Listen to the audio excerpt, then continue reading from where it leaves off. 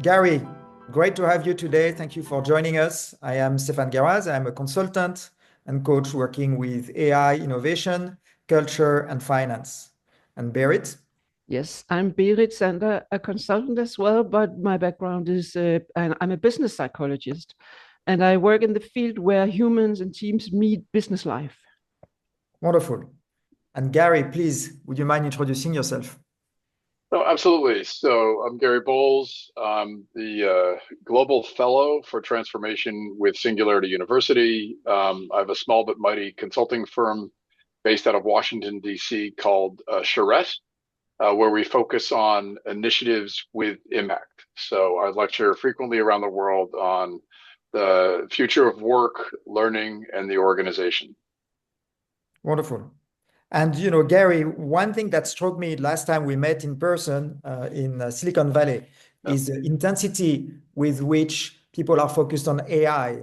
And of course, you've been working on trends for a long time on the future of how exponential technologies impact our lives. What's the big deal with AI from your perspective? So in my book, The Next Rules of Work, I talk a lot about sort of the three legs of the stool for transformational change: mindset, skill set, and tool set.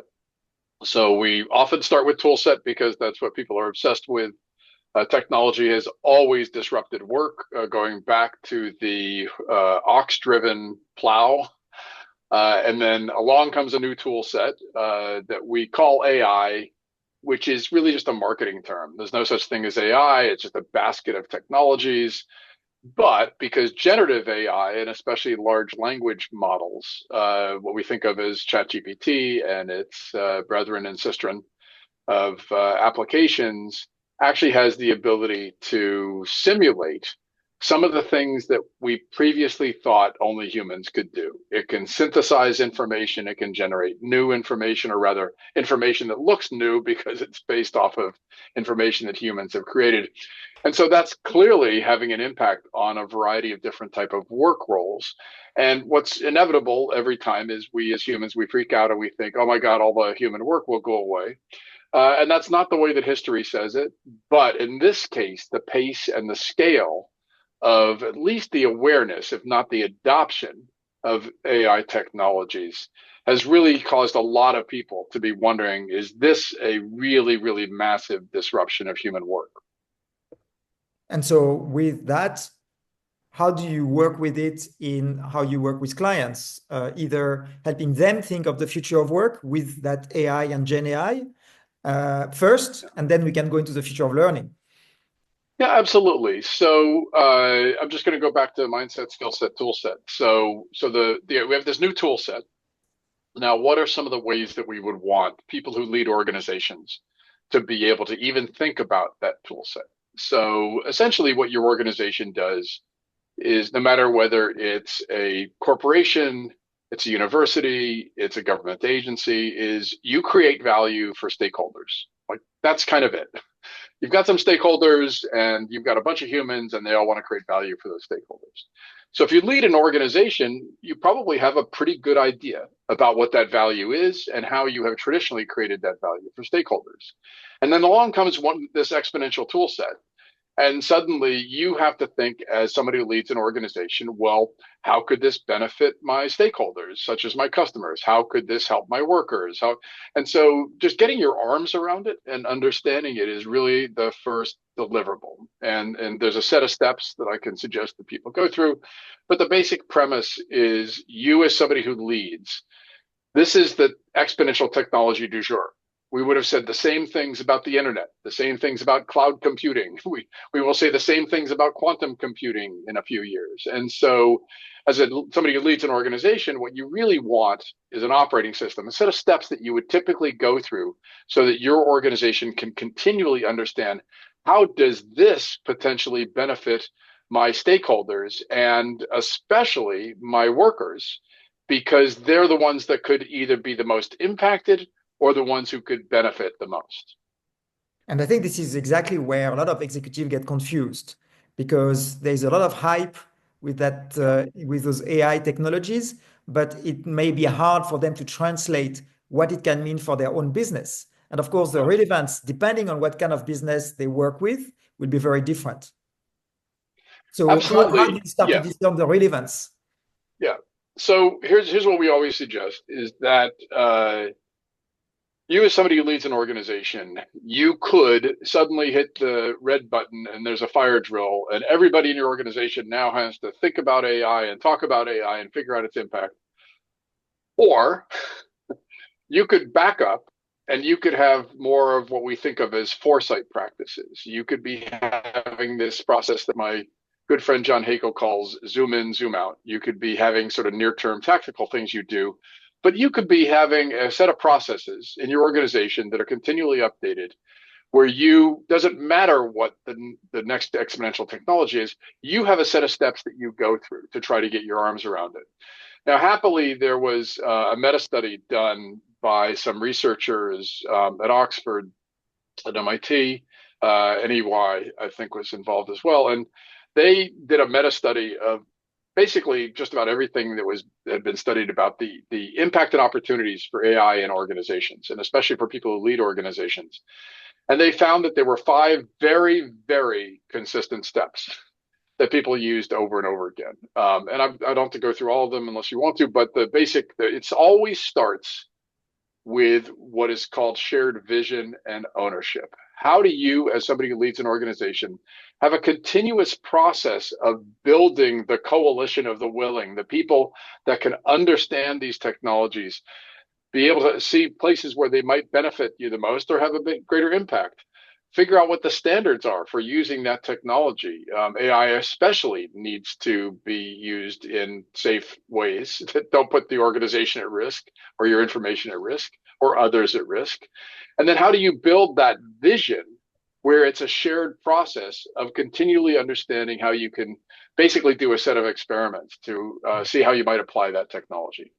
Well, from your experience and perspective, what is the biggest challenge in building that kind of cohesion? Mindset. Always mindset. It's we often begin with the tool set because that's what the headlines are telling them they should focus on. And then we start to realize, that could impact the human skill set. Each of us has human skills. We have energies that we apply to the process of creating value for the organization's stakeholders. And so then what are the skills that are needed today and the skills that are needed tomorrow? And I have a pretty strong opinion about that. But I always tell people who lead organizations, no, it begins with mindset. Now, you might call it culture. You might call it behavior. But ultimately, it's driven by mindset. What is the finger on the pulse of the mindset of the organization? Do you even understand your own culture, especially if it's a large organization? And do you understand the process of helping others to see the vision you see for ways that this technology can be beneficial, ways you want to factor to make sure that the impacts that it could have, the negative impacts, are understood and are factored for? But then what that positive vision of a future could be, where you could leverage that technology. And then how do you build that cohesion around ownership? How do you make sure people feel invested in trying to use these technologies? And you have a process that doesn't imply that you're putting them at risk. Here, I want you to train this AI bot because it's going to take your job. That's not the best message you could possibly send to your workers. If it's instead, hey, let's understand these technologies. How could they amplify us? How could they help us to deliver better value faster to our stakeholders? How could they help you to be able to develop new superpowers? That positive narrative about that future and the shared ownership around it is what helps people who lead organizations to be able to build that coalition of the willing. It seems like you are very comfortable addressing humans' feelings and emotions. Is that a basic attitude or approach from you, that we also should be very much aware not only about the cognitive processes but also the emotional processes? Oh, absolutely. So we are all shaped by our histories, and I had the marvelous opportunity, even though I had a very rudderless early career. I really did not know what I wanted to do in terms of work. I had no interest in college. I did happen to do a lot of odd jobs, and one of the odd jobs, I fell into the family business. And my father was a recovering Episcopalian priest, who ended up writing the world's career manual, a book called What Colors Your Parachute. And so I was trained as a career counselor when I was 19 years old. And I learned from my father the balance of what he called competence and compassion. He said this whole idea that we just focus in our work, that's great to make sure you're honing skills and continually finding problems that you love to solve. But we're humans, and we need to have compassion for each other. And we need to understand that we're all on a journey. We're all trying to figure things out in our lives. And organizations, especially large organizations, are huge ecosystems of humans, sometimes also called ecosystems, where there's a lot of people interacting with each other. And the more you can balance competence and compassion, the better you can lead humans, because you can talk to both sides of their brains. You can talk to the creative side and to the more analytical side, and you can help them to be able to build that shared vision and ownership for the future.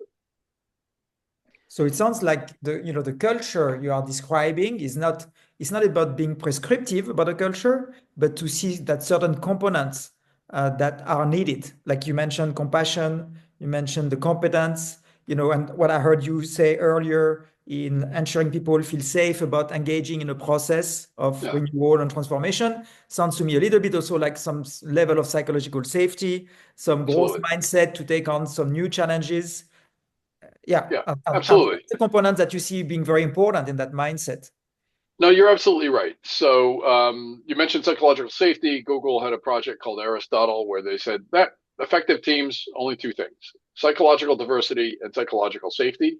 So yes, you want to build more inclusive teams with a variety of backgrounds, and then you want to give them a safe place to come up with what we often call moonshots at Singularity University.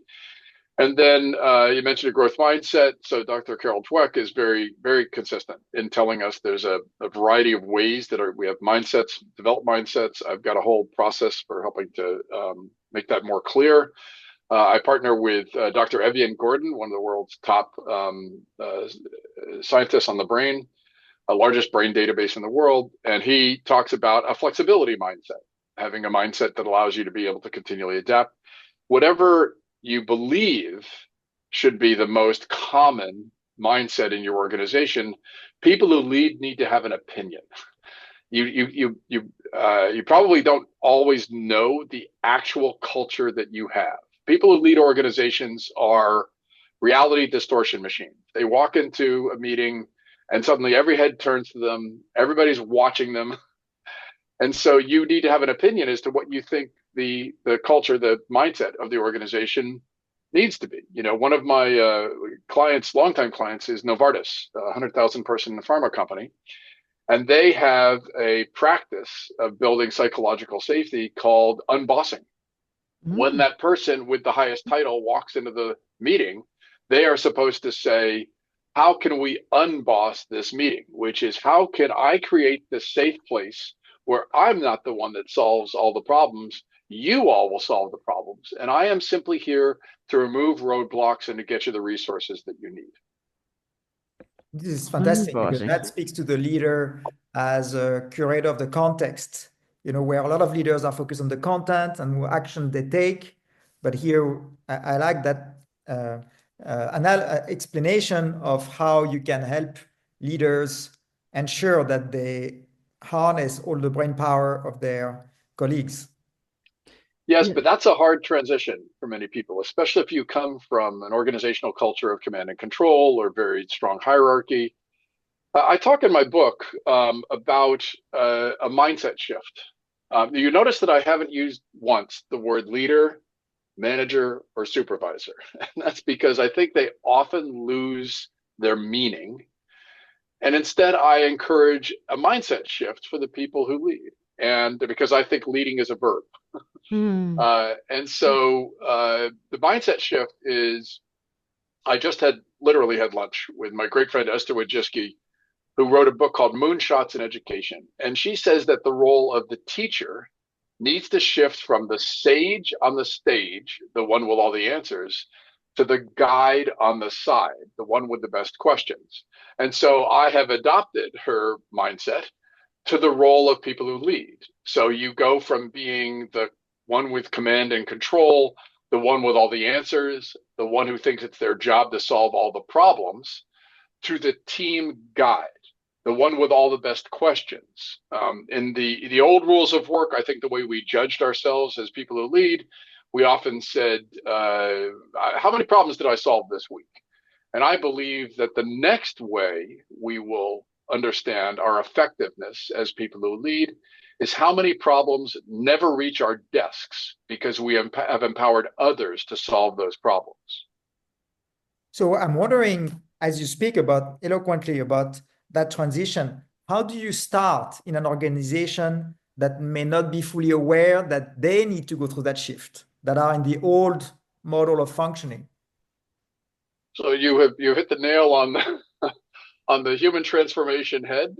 So one of the reasons that Singularity University has asked me to shift from my former role was as adjunct chair for the future of work. Now they've asked me to be a global fellow for transformation, is because I have a sort of cosmology around transformation. Transformation as individuals, teams, organizations, and even as communities and countries.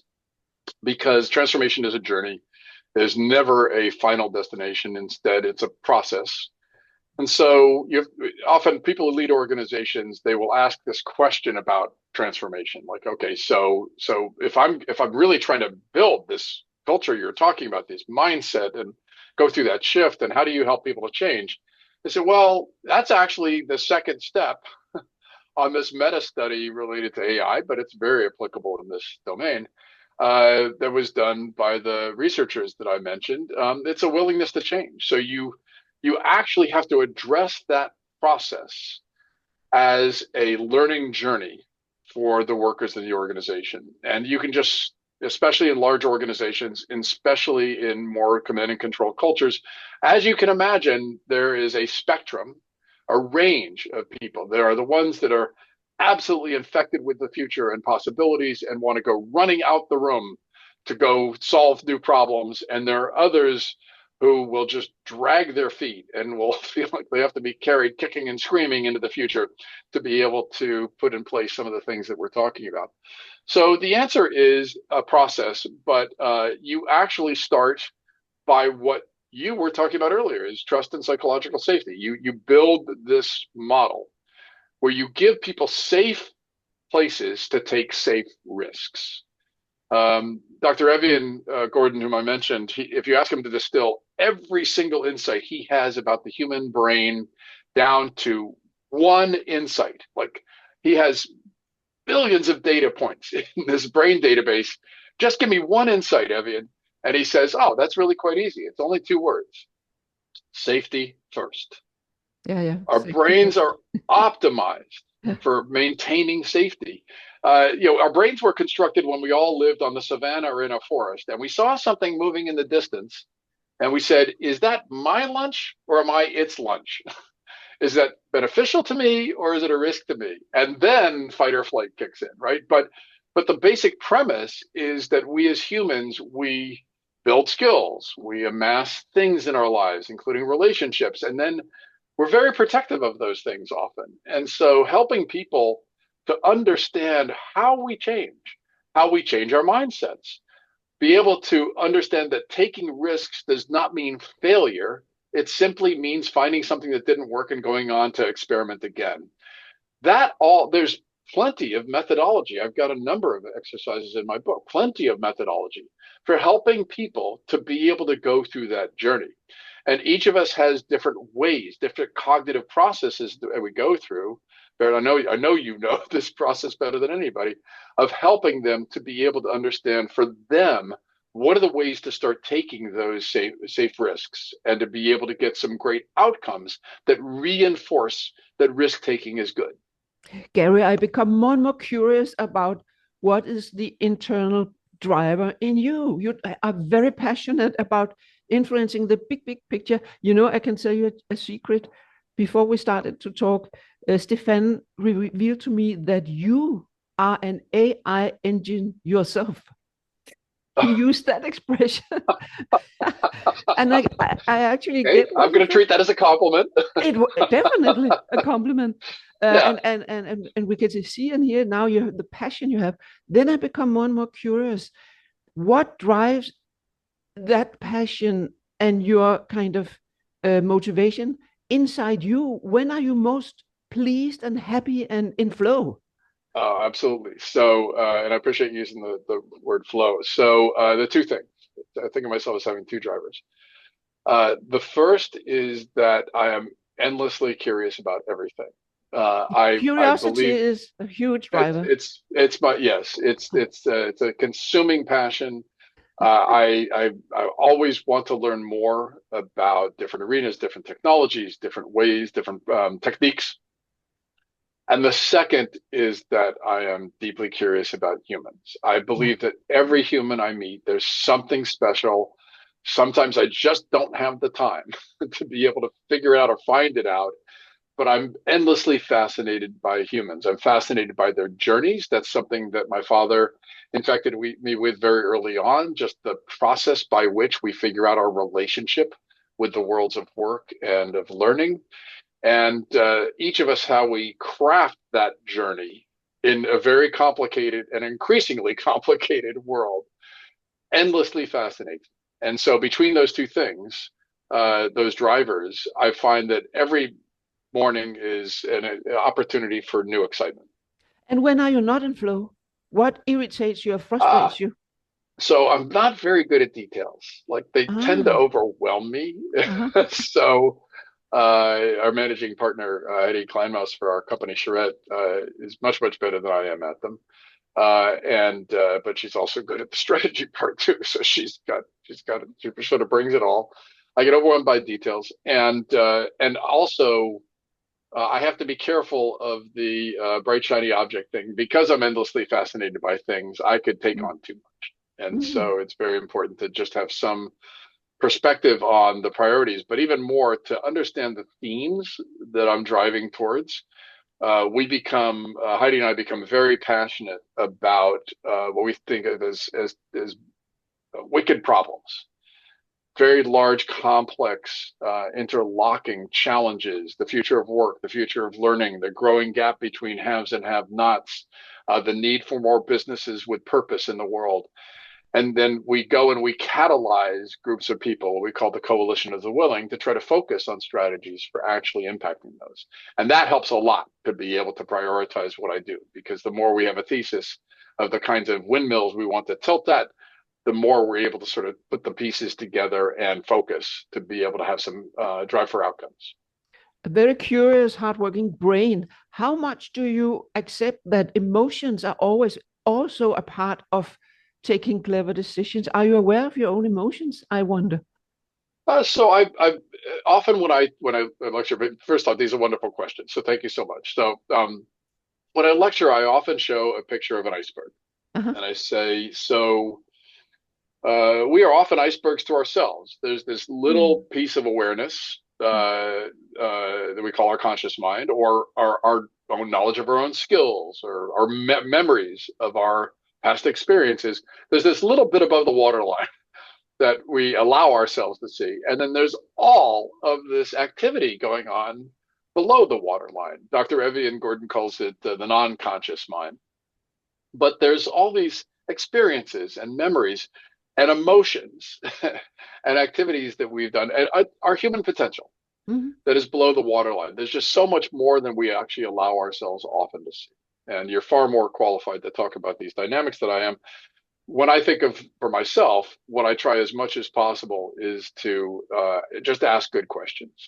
So, wow, my feeling about this. Why, if I procrastinate, well, how does that feel? Like, why am I doing that? So you What, ask what, yourself what's the barrier? questions and follow a hunch feeling. If you are irritated or frustrated or impatient, then you ask yourself, what created that? How come I have this reaction? Is that Yeah. your strategy? Okay. Yes, absolutely. And also, I mean, especially when it's with behaviors that don't seem to be benefiting me. My old friend Dan Ariely, whom I'm sure you know, is a behavioral psychologist, he talks quite a bit about how we do things against our own best interests. And so because taking on too many things or becoming overwhelmed. That sort of stuff tends to be one of the challenges I deal with. It's always important to me to keep going and do the multiple why questions. Like, why did I do that? Well, why do you do that? Why do you just make sure I get some of that depth? I can't say that makes me an advanced creature at all. It just simply gives me a little more opportunity to try to understand what's below the waterline, like some of the motivations for doing some of these things. So you are prioritizing your own self-awareness. Again, I don't want to make it sound like I'm some exalted species here. I think we're all on a journey, and so sure. I'm trying. Let me put it that way. I'm trying. Yeah. Okay. Stephane, you're smiling.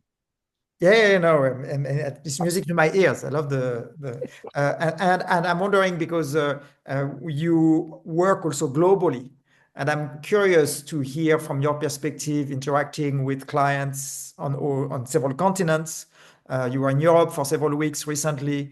What do you see in Europe as both assets, strength, and issues, liabilities, things that we may need to address to be performing better? Yeah, absolutely. So first of all, I don't necessarily treat Europe as monolithic, just like I don't treat the United States as monolithic. But I would say there's some things that they're just tremendous advantages, and then our technologies and our social structures give and they take away, or rather they're optimized for certain things and they're not as optimized for other things. So what are some of the tremendous advantages? So history, strong culture, strong anchoring in family, the narrative that you've got a group of people that, depending upon the country, that have a history together, and you've got a variety of cultures that are very, very close to each other and have histories for how they've interacted. But that's a forcing function. If you in the United States, the narrative we tell ourselves is we're just one big country, all with same motivations, and that's not true. So Europe, different countries, different histories, and yet, like any family, you still have to get along, right? And so all of that is a tremendous set of advantages. Where some of the potential challenges that crop up, and again, this is what it's optimized for, is risk taking. It's taken quite some time. I'm a child of Silicon Valley. I first started working in Silicon Valley in 1983, so you can just do the math. We've talked for many decades now about what it would take for a culture of risk taking to be more widely adopted in Europe. And depending upon the country, there are some that have really been able to optimize well for it, and others that haven't. And that has strengths and weaknesses, right? So the United States thinks it's designed itself for continual adaptation and experimentation, but our employment system is fractured. We went from 3.5% to over 11% unemployment in 3 weeks in the United States during COVID. And Germany went from, I think it was 5.3 to 5.7% unemployment. So you've got this history, this cohesion that is linking people, anchoring them in work, which is awesome because it means that it's very stable through some of these what I call great resets. And it also can slow down innovation. That is, you're not going to take a lot of risks, and therefore it sometimes is harder to be able to encourage people to do that because, remember France? France took a risk. He tried to do that project and it failed, and we never heard from France again. I mean, so that's the kind of process that you need to think of, that we need to think about, is how do we help to create that environment for more risk-taking, safe risks, especially in more traditional cultures. Makes a lot of sense. And the last question I'd like to ask you now is about working with Gen Z, because Gen Z have a certain different set maybe of preferences, of way of approaching work. And so I'm wondering, what are your thoughts on working with Gen Z, and for the Gen Z members, how to do the most of the opportunities they have? So I often tell young people nowadays, I don't think that they're a new generation. I think that they're a new species. I think that there's just a completely different set of motivations. Now, for those who are older, like me, what I suggest is, first off, you have to separate out what is unique to this generation and what is something that Aristotle would have said in his time. And if you are saying, oh, this generation is lazy and it doesn't want to work, Aristotle's got a whole bunch of that rhetoric from his time. So as much as I admire his work, so separate that out. Now, what is different? And the framing I use commonly that I'm giving credit for is the four motivations for work typically are what you can get paid for, what you're good at, what you love doing, and what the world might need. And in the old rules of work, that might have been a ladder. And many people stopped here at just being good at it, having a profession, feeding your family, and so on. Well, young people have flipped that stack in many cases. They're often more motivated by what the world needs because they all have these digital distraction devices. I don't have mine in front of me, but these digital distraction devices that tell them what's going on in the world. If I can do what the world needs, then I'll love it. If I love it, I'll get good at it. If I get good at it, I'll get paid better. Well, actually, the studies show, no, young people today, they want all of them, like simultaneously. But it's a different set of motivations. And they also have optionality that other generations didn't have. They can just bring up their digital distraction device and see the startup their friends are working on, another job opportunity, going to drive for Uber. And so that just blows the minds of people who lead organizations and don't know how to deal with this much more flexible mindset around work. So that's an opportunity to build multi-generational organizations because you actually have these completely different anchorings in mindset. And so I encourage older workers to basically do reverse mentoring, partner with young people, understand all of the advantages that they bring, which are many. And then the same thing for younger people. What are some of the things you can learn from older workers, such as follow through, diving deep into topics, not just what you can read on YouTube or see on YouTube, and really learning some level of mastery in some areas that can carry you into new places to do new work.